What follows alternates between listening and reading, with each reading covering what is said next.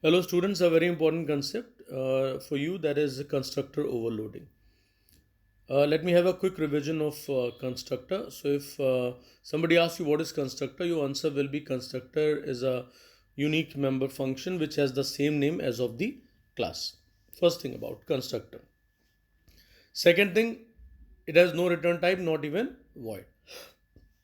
Third thing, that constructor can be invoked or called just once for an object. When it can be called for an object? At the time of object creation. Fourth thing about the constructor is used to initialize the instance variable. All right. So that is the job of the constructor, to initialize or to give initial values to the instance variables. All right. It is different from the other member functions of a class. First, other member functions do not have the same name as of the class. They always have a return type, at least void. When they are not returning anything, then void will be specified. But constructor will not have any return type, not even void. Any member function which is not a constructor can be called any number of times for an object, but constructor can be called just once for an object, and that too at the time of object creation. Other member function can give initial values to or to input the data to the instance variable, but they have to, or they can perform the other task also. All right. So these are the things which you need to always keep in your mind. And I'll discuss these differences in the other video, but as of now, you just keep these things in your mind, which I have talked about constructor. Now, students, I'm moving to the concept of constructor overloading. Two things you need to keep in your mind when the constructor is called an overloaded constructor, or the process is constructor overloading. First thing, that there must be more than one constructor definitions in a class. And second thing is that they are different from each other because of different number and types of arguments. So let me read the definition, students. When there are more than one constructor definitions with the different number and types of arguments in a class definition, then it is called constructor overloading. Students, constructor overloading is based upon which concept of object oriented programming? It is based upon polymorphism. The key idea of the polymorphism is one thing many form, means where poly stands for many and morph stands for form. So one thing many form. So here also constructor is having many different definition or different forms, you may say. So this is called constructor overloading.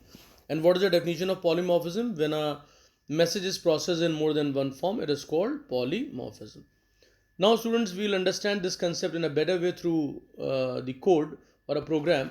So here students, you can see that there is a class student, and it is having the name is student. So if somebody asks that what will be the name of the constructor of this class, so immediately you will say that name of the constructor of this class will be student. All right. Why? Because name of the constructor and name of the class are always same. And please take care of the case sensitivity. Suppose all the letters are small and in the constructor you write capital S in the student or the name of the constructor. That will be wrong. All right, because Java is case sensitive. So please take care of that. Students, after that, we talk about these data members. These are the instance variables. They will be copied to every object. So RNO is for roll number, that is of int type. Name is for the name of the student, that is of string type. CL for the class, it is of int type. Never ever write any variable as CLA double S class, because class is a keyword. So here I've used purposely CL, not the class, right? So that will denote the class of the student, means in which standard student is studying. Okay. Now students, after that there is a data member or instance variable grade. It is data type is char. Then fee is of double type to store the fee of the student which he has to pay. The students, after that we have here public student. You can see here it is a constructor. It is the same name as of the class. Access modifier is public. There are no arguments or parameters in this, so it is no args constructor. If you don't know much about it, please do watch my previous video of types of constructor.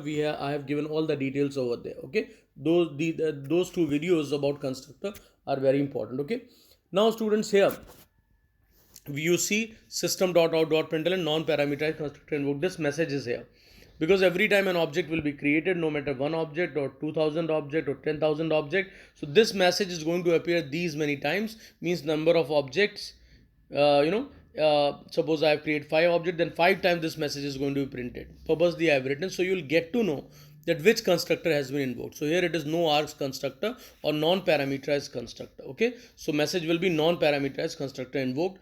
Now you can see what it is doing. As I've told you, that job of the constructor is to give initial values to the instance variable. So here you can see some fixed values are given to these instance variables. RNO has been assigned 0, name has been initialized with the nothing, means kind of null, then CL has been initialized with the value 0, then grade has been initialized with a blank, fee has been initialized with 0.0, that is of double type. So these are the fixed values. In every object, whenever you create the object using this constructor, so all those objects are going to have the same set of values. Okay, but what if I want to give different values every time? So immediately you write here one more constructor, that is parameterized constructor. So public is student, public is the access modifier, student is the name of the constructor, and then we have the parameters here. So 1, 2, 3, 4, 5, 1, 2, 3, 4, 5, 5 data members were there, so 5 parameters are also there, because now these parameters are going to be used to initialize the data members or the instance variables. Okay, so here I have given another message, system.out.println, and then I have written parameterized constructor invoked. So every time an object is created using the parameterized constructor, then this message is going to appear on the screen. Now next thing is RNO assignment operator. R means R has been given to RNO, N has been given to name, C has been given to CL, this dot grade equal to grade. So grade has been given to grade. Purposely I have taken the same name for the parameter. I just wanted to be reminded about this keyword. So this refers the current object. So if I write just grade equal to grade or grade assignment operator grade, so there will be confusion which one is the parameter and which one is the instance variable or the data member. So just to clarify this thing, so with the current object, it is always denoting the current object. So that is why with this grade I have written before this keyword. So this dot grade is there. So this dot grade assignment operator grade. Always remember that this dot grade equal to, or this dot grade assignment operator grade. After that, students, fee has been initialized with F. It was another parameter. Look at the sequence, how they have been initialized. All these things are very important. So two constructors, one is no args constructor and the other is parameterized till now. Now student, third one is the copy constructor. So you can see here in this constructor one object has been passed. So now what will happen, the values or the data which the instance variable of OB contains, they are going to be copied to the current objects data members or instance variable. So here inside this I have given the message copy constructor invoked. So every time a copy constructor is invoked, this message will appear on the screen. Students, after this I have written RNO, that is the current objects data member, equal to OB.RNO. OB is the parameter. So name equal to OB.name, CL equal to OB.CL, grade equal to OB.grade. There is no problem. All right. Then fee equal to OB.fee. So students, what I want to specify here, that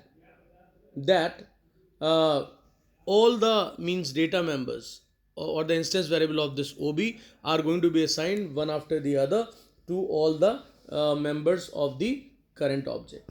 So you can see the assignment here. So that was the copy constructor. Again, I am telling you, please do watch my video for types of constructor to understand all these types of constructor better. Here I am just focusing upon the constructor overloading. So students, now after that I have taken a function, user defined function, which is not a constructor. So I have written public void show. Its job is to display the values of the data members or instance variables of an object. All right. So now here RNO is RNO, then name is name, class is CL, grade is grade, fee is fee. So here all the things which are written in double quotes, they will be printed as it is, and without double quotes, all these variables will be showing their values, not the variables. All right.